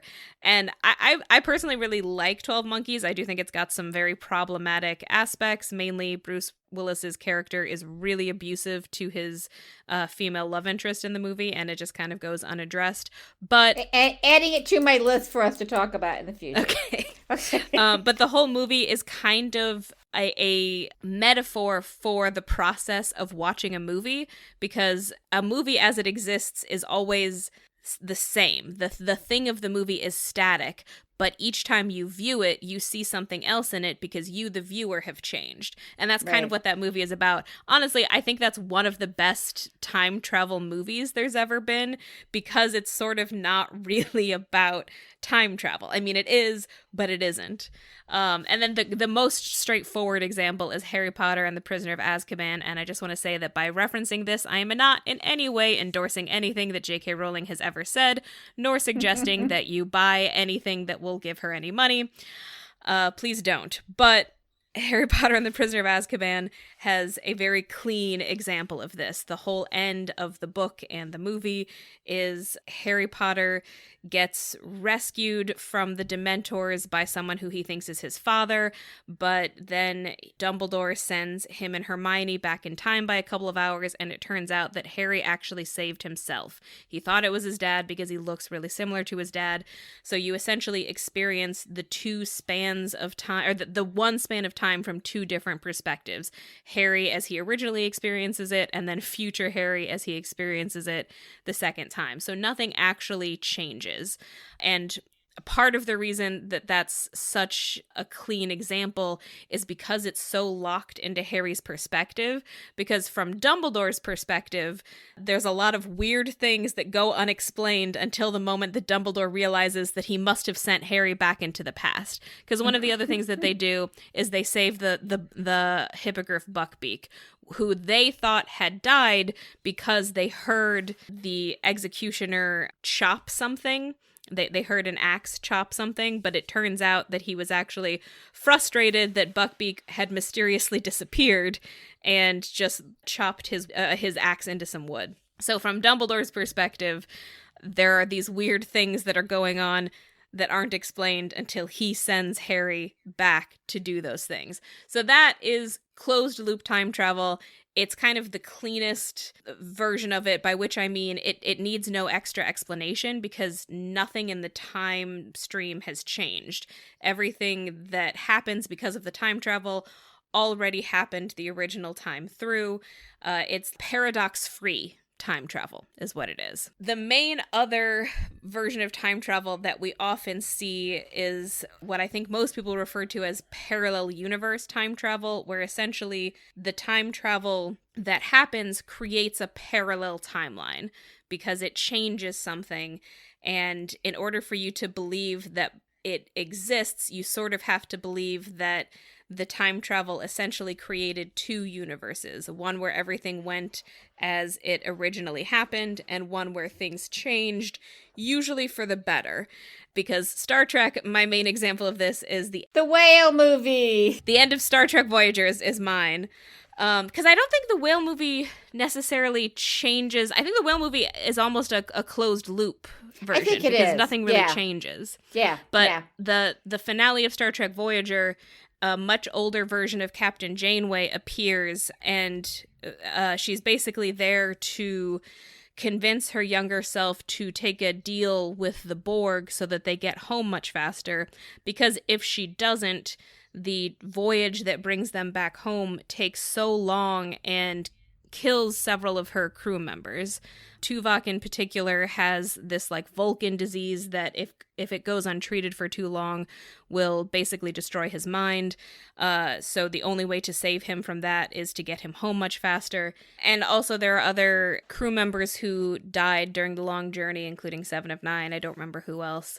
But basically, a much older Captain Janeway comes back and convinces her younger self that despite the risks, they need to team up with the Borg in order to use the Borg's technology to get home much faster. And it works, and they get home. I think older Janeway dies during the course of the episode, so we don't have to worry about the universe having two Janeways in it. And the implication is basically that there are now two timelines. There's a timeline where they didn't get home, or a timeline where they didn't get home until like 70 years later, and then a timeline where they did. Now, the third version that is sort of like a potential version of the parallel universe one is the grandfather paradox, where you go back in time and accidentally become your own grandfather, or accidentally kill your grandfather. Kill your grandfather. There are different versions. Erase your existence. Yeah, erase your existence. Or if you become your own grandfather, then how did you exist in the first place? And unfortunately, that last one is exactly where Terminator falls. It just becomes this giant question of where did these events originate? And there are two main fault lines for that. The first is John Connor himself, because according to the first one, John Connor is the one, he's the leader of the resistance, and he sends Kyle Reese back in time to protect Sarah Connor. He must know that Kyle Reese is then going to become his father. So the question is, how did John Connor exist in the first place? Like, he is a version of the grandfather paradox. He is the reason that he exists.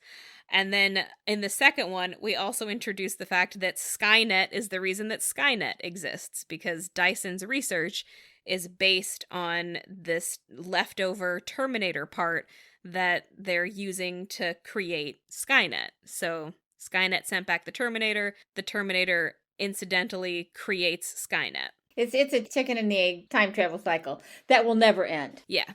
And my partner brought up a theory that to him is the only satisfying theory, and I think it's worth bringing up, which is I called it determinism. I don't know if that's exactly an appropriate name for it, but it's I have seen it elsewhere, although I can't think of other examples of it. But it's basically this idea that history wants to go a certain way and will keep self-correcting to go that way. So in this theory, John Connor exists because he must exist. History wants John Connor and Skynet to exist, so it does. And so there is no origin, but history / the universe brings John Connor into existence, and then he perpetuates his own existence. Now, I do think if that is the theory that we're going with, it does imply that the ending of Terminator 2 must be false. Because if the universe just wants these events to happen, then even though they think they've prevented the creation of Skynet, Skynet will still exist because the universe wants it to happen. So that's kind of I'm calling it determinism. I guess it's almost kind of the Calvinist version of the universe, because Calvinists believe that everything is just sort of predetermined, right? I guess that's it. It's predeterminism.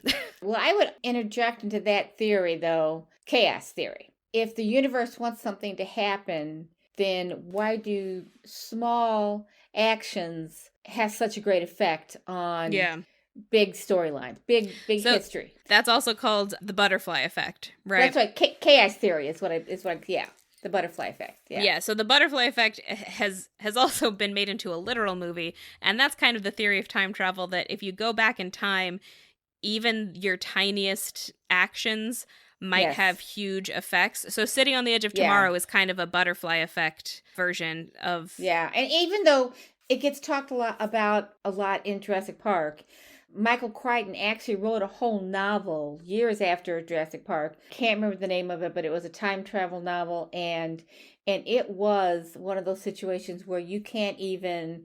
If you step in a mud pile and leave your footprint, that could kill a butterfly larvae, which is how butterfly effect comes into his lingo, and create all kinds of... In fact, in his novel, it changes how human beings come to look. Something small that we end up looking like bird creatures or something like that. I can't remember it. It's been a long time since I read it. And then they have to go back and fix that. But you have to find somebody to help you do it, the main characters, because they're the only ones who know. And that's the other thing. When you have changed history, how do you know you've changed it? So there's all kinds of time travel questions that in this instance, I think it fails. And time travel is an artistic concept. It's not like, I mean, if you talk to Neil deGrasse Tyson, I think he has addressed this in a couple of interviews where he's talked, well, technically, and he would literally be doing his hands like this. Technically, it could be possible, but there's so many and so it's not a scientific concept at this time in history. It's an artistic one. So you have to have rules about that, because otherwise it doesn't work in your narrative. And here, it doesn't work. Yeah, the question of how do they know that they've changed history, most of the stories that I've seen that do some variation of that, and granted, a lot of them are Star Trek, but some of them are Stargate. They usually contend that there's like a bubble of the people who actually changed the history exist in sort of a bubble and are not affected by that change. So it's when they come back to the future, everyone else has changed and everyone outside of the bubble doesn't know that anything has changed, but everyone inside the bubble. Or they even have, they just have a feeling. They may not have the whole story, but they have a sense. Or they're Guinan. Yeah, they're Guinan. Guinan just knows when something is wrong with the universe. I would say all roads lead back to Star Trek. Yeah, I would say kind of the opposite of the butterfly effect time travel story would be Doctor Who, which is what I call anything goes time travel. Well, that's actually a great example. What they really, at least in the modern, so there are two iterations of Doctor Who, the original series and then the modern series. They did not play with it as much in the original series, but in the modern series, they have played the heck out of it and changed the theories and changed. They just did, like you said, everything goes. They did whatever they wanted. Anything goes. I mean, during David Tennant's run / Russell T Davies' original run, I believe that the way that they explained it was that there are key moments in history where things have to go exactly one way or another, but that everything else is kind of fair game. The thing that they reference over and over again is Pompeii. Mount Vesuvius always has to erupt and destroy Pompeii. But you can go on vacation in Pompeii as long as you set your alarm for Volcano Day. Of course, they do then, of course, complicate that later, where they actually go to Pompeii and find out that it's all an alien story anyway.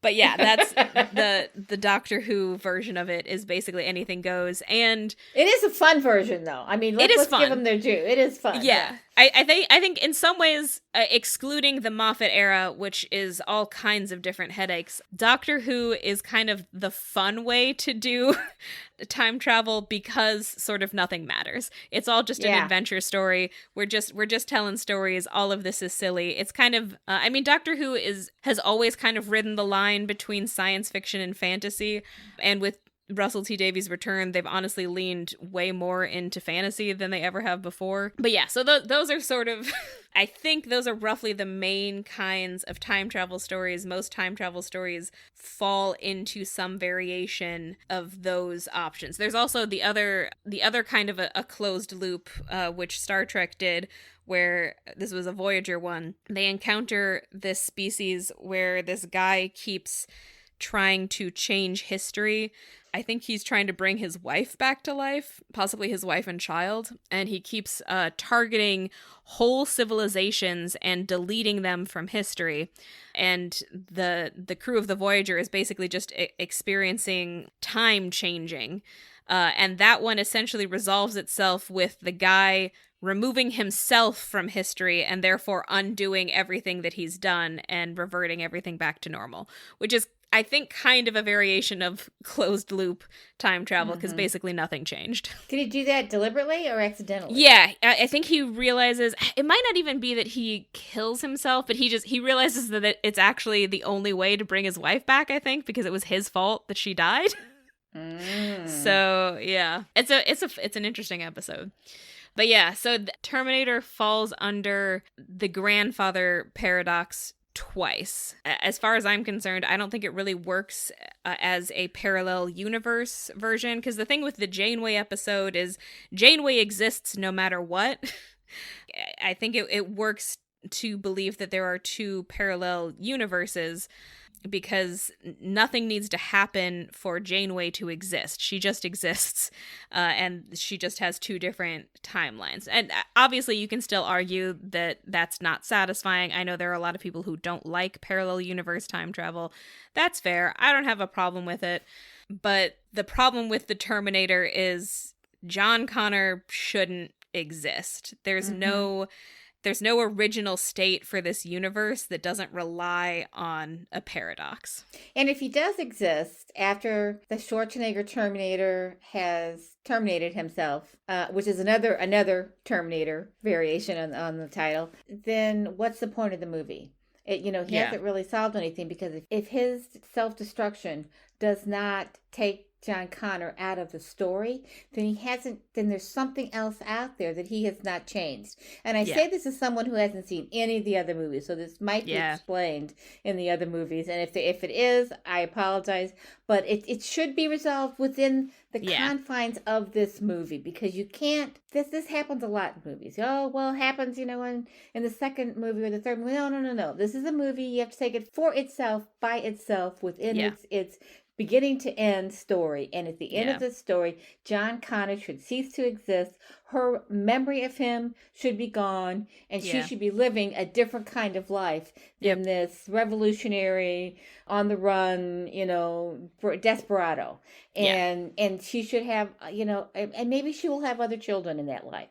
Who knows? Yeah. But it should change their timeline somehow, and it should be reflected immediately in the story. Story. Because if Skynet never happens, then Kyle Reese never goes back in time, so John Connor should not come to exist. And there shouldn't really be an alternate version of John Connor, because Sarah Connor is already a full adult, and Kyle Reese is at most a child at this point. I don't see a version of this universe where she can conceive John Connor, because she should not be in a relationship with Kyle Reese. And why does that not even occur to Cameron? Why doesn't it even occur to him I don't know. that there should be some visual manifestation of the destruction of the Terminator? Something should happen there, and it doesn't. They just leave the building and walk out into the sunshine. I don't even remember how it happens, because I'm sitting there pounding the arm of my chair when I'm watching it and saying, what the hell, people? Yeah, this doesn't make any... Yeah, because instead of the Terminator getting melted, he could have just faded out of existence, right? If Skynet never happened, then he should never have existed. So I also haven't seen any of the other movies. I have read summaries, and it kind of sounds like each movie just gets a little bit more convoluted on the time travel.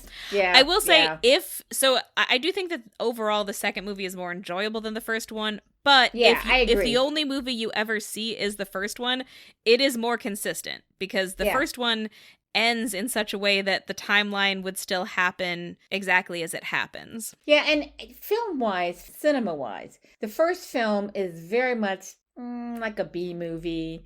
There are moments when it comes out of that, but they didn't have much of a budget, and what budget they had, they used on explosions. Yeah. So it's just not...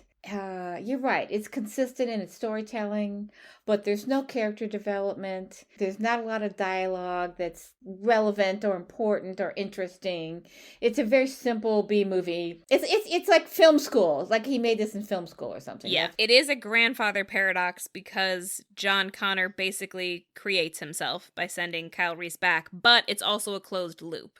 So I think in that sense, it makes sense because of the closed loop. Yeah, and then the ending of it is really well done. I think when she takes control of her life, she's got this baby she's got to take care of, but she also knows that the future is going to be complicated, possibly terrifying. And as she's driving off into the mountains, there's storms in the mountains, and she is metaphorically driving into the future. That's a really good ending for that film. I mean, it's visually interesting despite the matte painting that she's driving towards, but it's well done. Boy, so are we done? Should we do some hot Yeah. takes? Okay, so I don't know. We've already said a lot that we had to say about it. I think this film works in one way only, as a cautionary tale and as a tale of resistance. If you look at it from those two themes, these two films are a successful set of movies.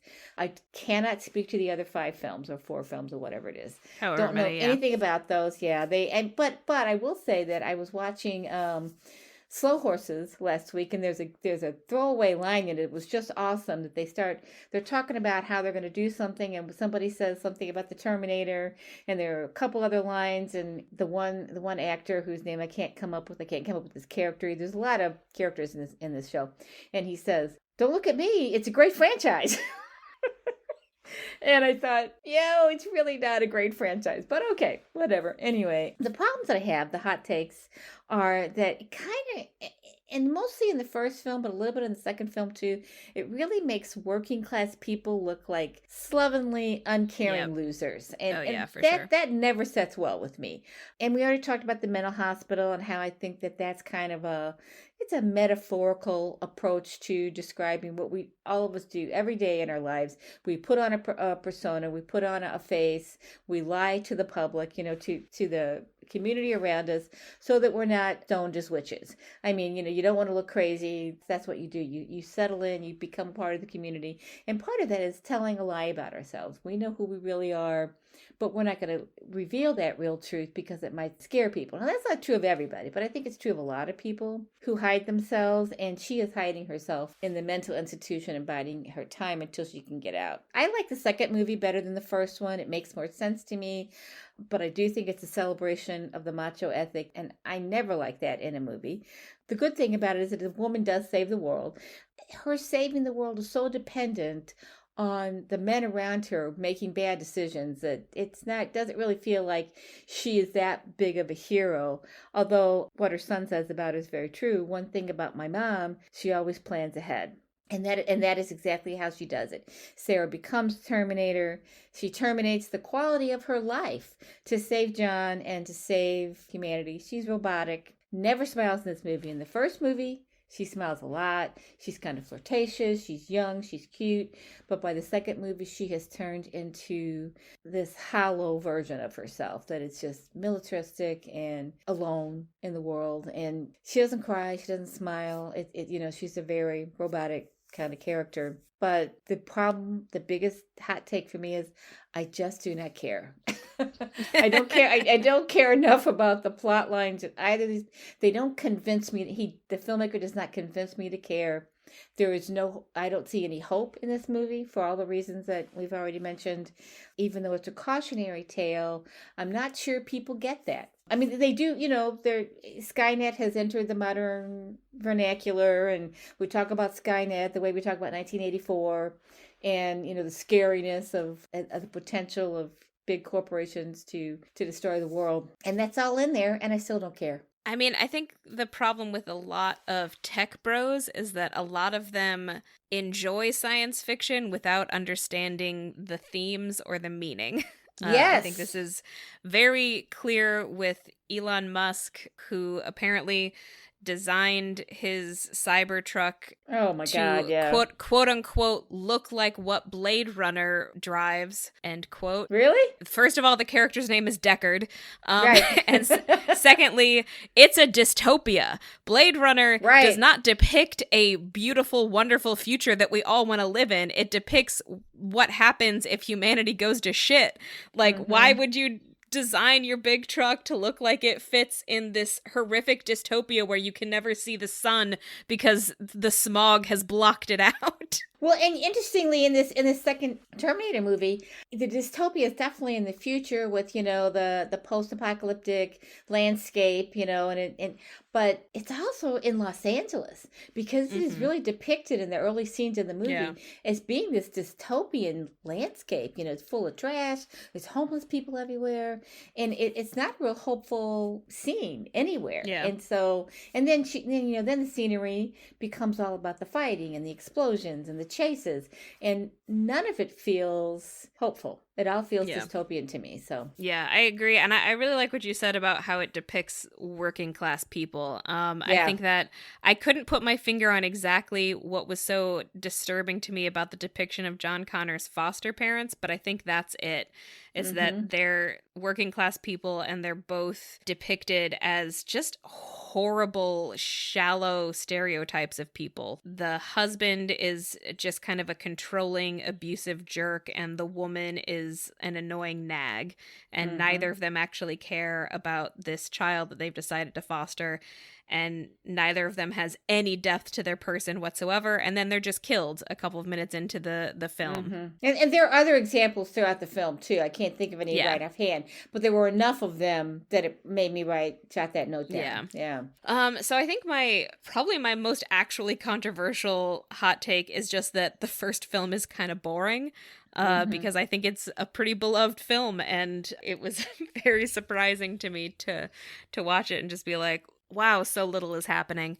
But probably my more personal hot take is that while I do think Linda Hamilton does a great job of portraying Sarah Connor, I don't think she's actually that great a character. Or rather, I think she's a character with a lot of potential that the film fails to realize. Yeah, absolutely. And also, I think, and this is probably not that hot a take, except among certain circles, I think James Cameron's idea of feminism is shallow and sexist, because he goes around all the time talking about how he wrote the greatest, most feminist character who ever existed, Sarah Connor. Bullshit.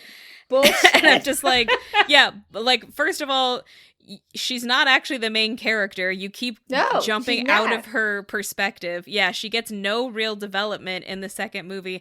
And second, his whole idea of a strong woman is just a woman who is a mother. That's it. His concept of female empowerment is literally just motherhood. I'm sorry. A mother with muscles, but yeah, go ahead.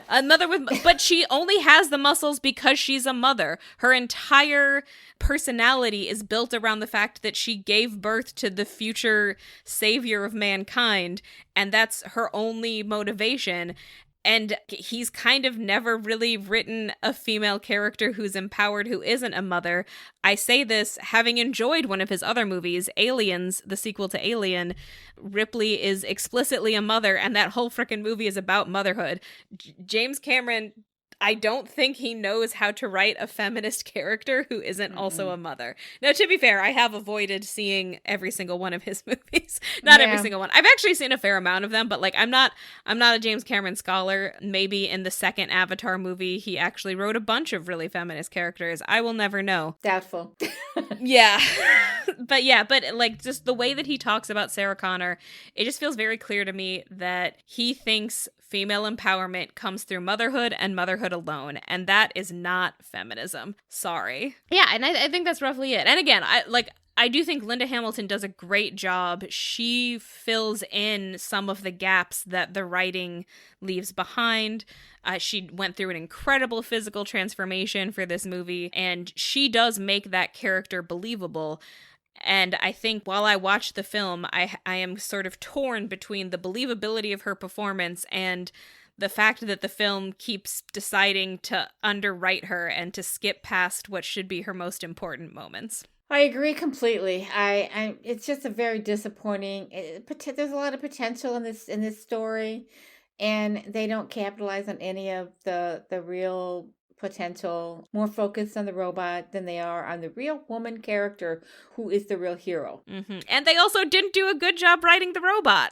No, didn't. Yeah, exactly. So yeah, I do get why people like the second one, because, you know, if you just want to watch an action movie, it's got plenty of great action scenes and most of the performers are doing a good job. There is something there. There are points of interest there. And certainly if this is the first time travel movie you've ever seen, then I could see how it could be compelling. Unfortunately, I'm coming to this as a 36-year-old person who has seen a massive amount of science fiction in my lifetime.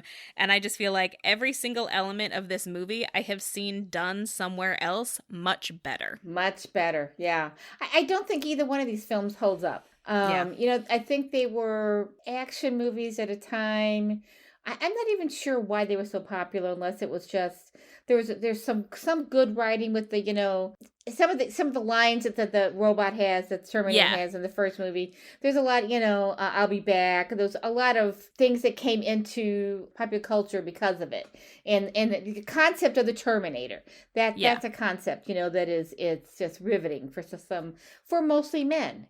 I Yeah. would love to see some statistics on how many women love this movie. Although, of course, Yeah. a lot of women think Albert is beautiful. Albert?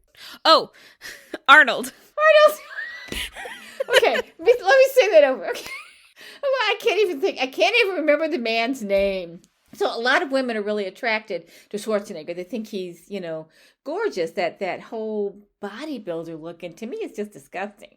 I mean, I just don't. It's not appealing to me. I know it's appealing to a lot of women. It's not appealing to me. I mean, I will say I think both Arnold Schwarzenegger and Linda Hamilton do a great job in these movies, and they're both really fun and compelling to watch, especially in the second one. They are. They are. Yeah. You're right. To that extent, I get the appeal there. I do understand it. Yeah. Yeah. Because of like when I grew up, when I was a kid, I really didn't like Arnold Schwarzenegger because I mostly knew him as this like conservative politician who was like maybe not as bad as other Republicans, but there was a lot of fear mongering when I was a kid that Arnold Schwarzenegger would someday be president, which in retrospect is like he wasn't born in this country, so I'm not sure why that was such a big talking point.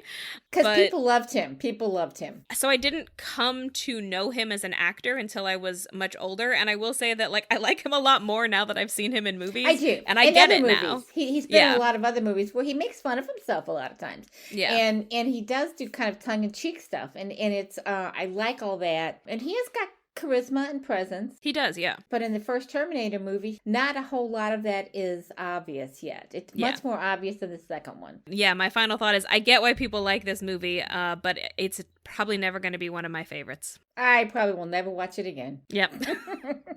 All right, then. And that, dear listeners, is all for today. This has been Woman Inherits the Earth, a discussion podcast about women in movies from the perspective of a mother and daughter. I'm Tessa Dare. You can find me at my website, tessadare.com, where you can sign up for my email list. Or you can follow me on Instagram and Threads at author.tess.adair. Or you can follow us on Patreon at patreon.com/womaninheritstheearth. And I'm Beth Von Barron. You can follow me on Instagram and Threads at STL_writer_Beth, or sign up for my weekly Substack email, Saturday Morning Musings, at stlwriterbeth.substack.com. Thank you for listening. Please join us next time for our discussion of the 1979 film Alien. Hasta la vista, baby!